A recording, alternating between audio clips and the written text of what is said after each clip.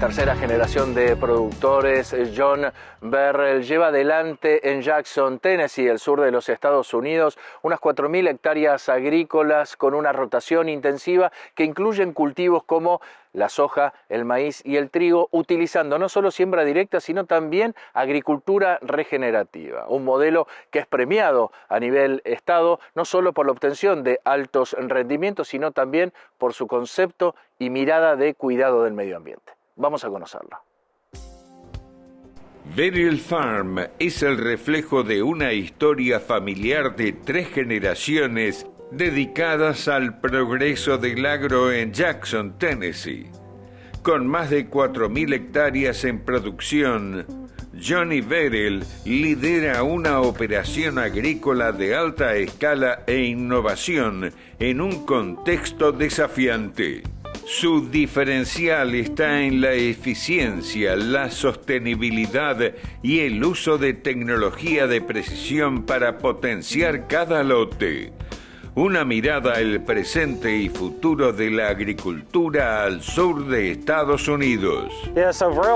Verrill Farms empezó a principios de 1970 en Jackson, Tennessee. Mi abuelo se mudó aquí desde Arkansas, empezó a cultivar con otros productores y con el tiempo les compró su parte. Mi abuelo junto a mi padre fundaron este lugar. Mi padre trabajó con mi abuelo y fue a principios del 2000 que me gradué en la universidad y al terminarla empecé a cultivar la tierra con mi padre y mi abuelo.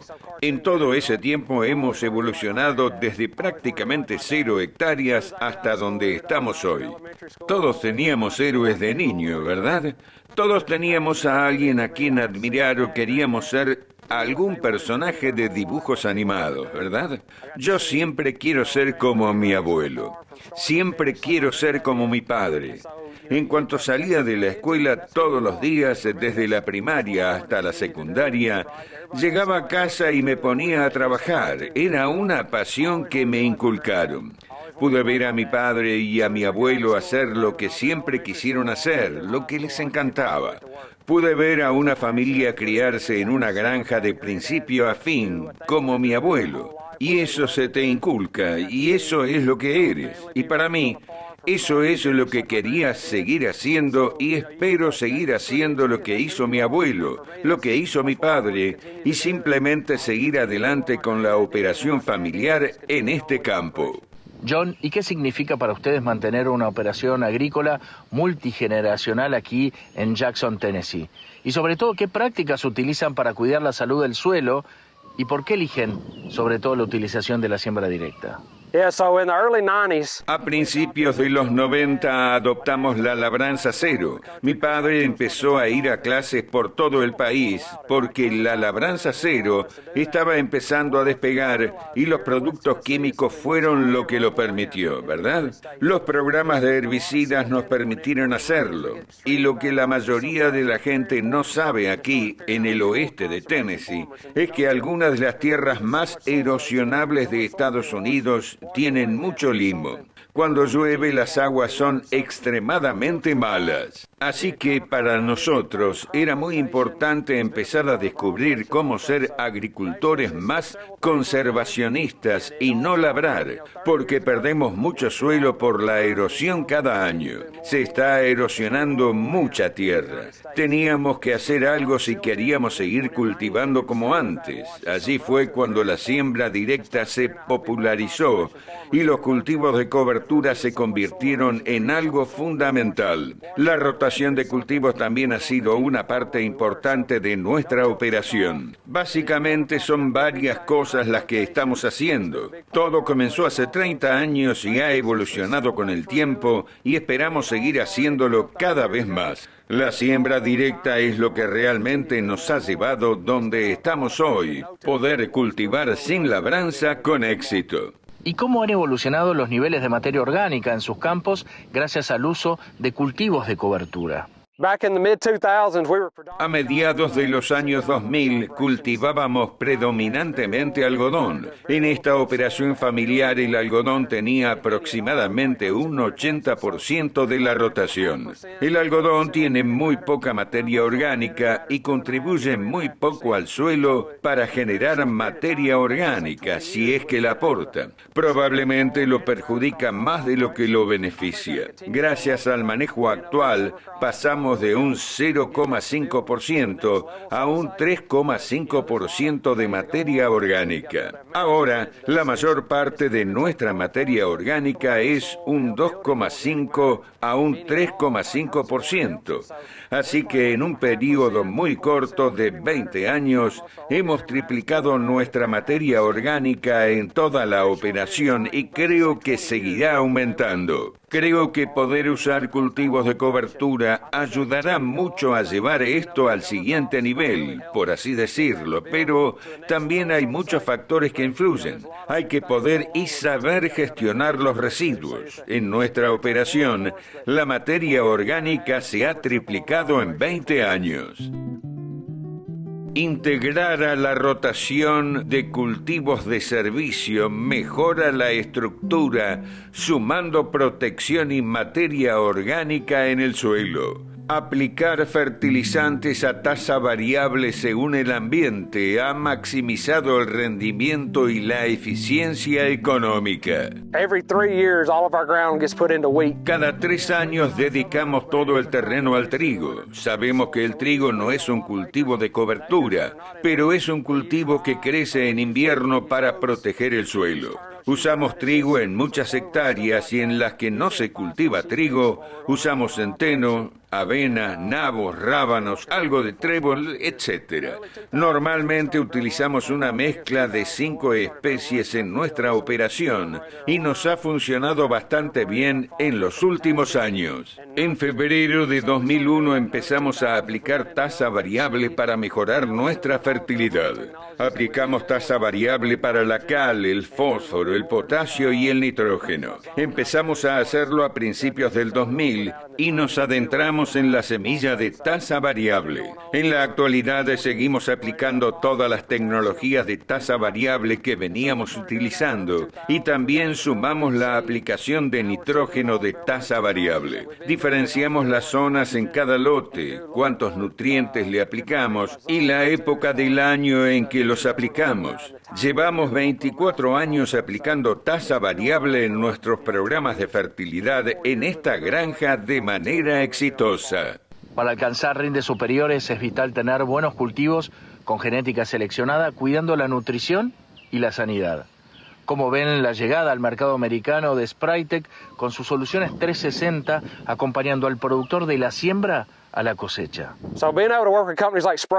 Poder trabajar con empresas como Sprytec es una parte importante de nuestro futuro porque, como saben, el tiempo es oro y la cantidad de productos que hay que utilizar para producir también lo es. Así que poder usar un producto como Sprytec con una alta concentración de nutrientes que necesitamos y en volúmenes bajos es fundamental para nosotros, ya que abastecernos es una parte importante de nuestro día. Cuanto menos repostemos y menos productos tengamos que transportar, menos productos tendremos que enviar, lo que también nos ahorra dinero. Así que poder usar estos productos de alta concentración nos ayuda a minimizar el envío de agua al campo. Por ejemplo, el boro. Poder obtener un producto crudo como el boro en polvo sin agua ha sido muy importante para nosotros. También utilizamos excelentes productos como Cubo, Adyuvante, Sprytec y aceites de Sprytec, y todos tienen dosis de uso muy bajas. Son aproximadamente la mitad de lo que ofrecen muchas empresas. Algunos productos vienen en polvo, así que no tenemos que transportar el agua, pero incluso con los que no vienen en polvo, las dosis de uso tan bajas para la concentración que tiene son increíbles. De hecho, al levantar las botellas se puede sentir que la cantidad de producto que contienen es el doble de lo que pesa la mayoría de las botellas con la misma cantidad. Trabajar con plataformas digitales de John Deere para monitorear lotes en tiempo real y tomar decisiones más precisas le permite a John Verrill reducir costos y maximizar el retorno por hectárea. Para nosotros existen muchas empresas tecnológicas y generamos una gran cantidad de datos. Contamos con una plataforma como My John Deere que utilizamos en nuestras operaciones para rastrear dónde se utilizan los productos, su costo y las mezclas de tanque. Esto nos permite al salir del campo saber qué se ingresó, cuál fue el costo al salir del lote. Otra herramienta muy útil que hemos estado utilizando este año son los planes de trabajo de John Deere. Así, al crear un plan de trabajo digitalmente en la computadora y aplicarlo a 2.000 hectáreas de soja, sabemos cuántos centímetros cúbicos de cada producto necesitamos para completar la operación a lo largo del día y de la semana. De esta manera sabemos qué cantidad de cada ingrediente debemos importar, ya sea de productos como cubo o adyuvante, para la pulverización. Con esta plataforma sabemos los productos que necesitamos, podemos planificarlo, ordenarlo, pero también monitorizarlo a lo largo del día para saber exactamente cuánto nos quedaba por hacer al día siguiente o al resto de la semana. Gracias al monitoreo de humedad y clima, Verrill Farm aplica solo el riego necesario, cuidando el recurso y mejorando la rentabilidad por hectárea. En nuestra operación, durante los últimos 5 o 6 años, empezamos a utilizar sondas de humedad del suelo y estaciones meteorológicas para monitorear el viento, la lluvia, la temperatura y todo tipo de cosas relacionadas con el clima. Las sondas de humedad del suelo que empezamos a usar están revolucionando la forma en que monitoreamos el riego semanal. El modelo predictivo que tienen de la evapotranspiración, el calor, la temperatura y el viento nos ayuda a predecir cuánta agua necesitamos aplicar para mantener los niveles óptimos de agua en nuestro suelo. ¿Y cómo están integrando el uso de sensores, estaciones meteorológicas y sobre todo aplicaciones de tasa variable para potenciar el rinde de cada cultivo de manera sostenible? En nuestra operación tenemos varios sistemas de riego. Tenemos pivotes en varias granjas y dependiendo del año, algunos años puede haber un aumento de rendimiento de 3.000 kilos por hectárea, unos de 6.000 kilos por hectárea, dependiendo de si es un año seco o no. Parece que hoy en día tenemos sequía cada 4 o 5 años, pero algunos años nuestro suelo de regadío puede producir menos simplemente porque en el pasado hemos regado en exceso y hemos hecho cosas que perjudican nuestros rendimientos. Así que ha sido un proceso de aprendizaje para nosotros. Creemos que tenemos mucho que resolver con el agua que sale de nuestro suelo.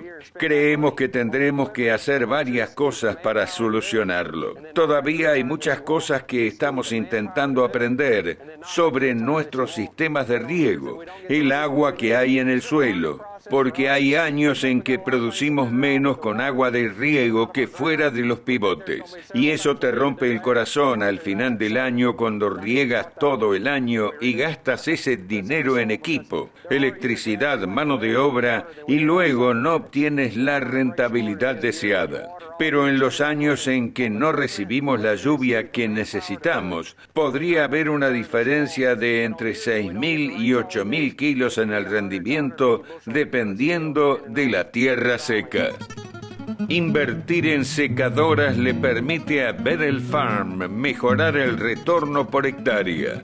Cosecha más temprano, reduce pérdidas por humedad y gana autonomía para decidir cuándo y cómo comercializar su grano. A principios de los años 2000 no teníamos secadora de grano en nuestra granja.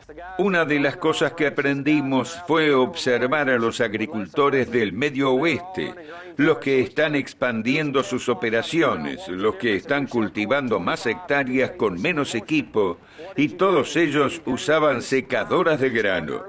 Así que empezamos a hacer algunas parcelas de prueba para intentar averiguar la diferencia si desgranábamos maíz con un contenido de humedad del 25-20%. ¿Qué se ganaba? Bueno, se ganaba más tiempo porque se empezaba más temprano a cosechar en el año. Hay huracanes que vienen del Golfo, suben por el río Mississippi y pueden afectarnos durante la cosecha y dejar el maíz en el piso al final de la temporada. Así que se gana en tiempo de cosecha, pero también en la pérdida fantasma de rendimiento de la que todo el mundo habla y nadie sabe a dónde va. En nuestro caso, vemos un aumento de rendimiento de entre el 8 y el 12%, cosechando maíz con un contenido de humedad del 25%.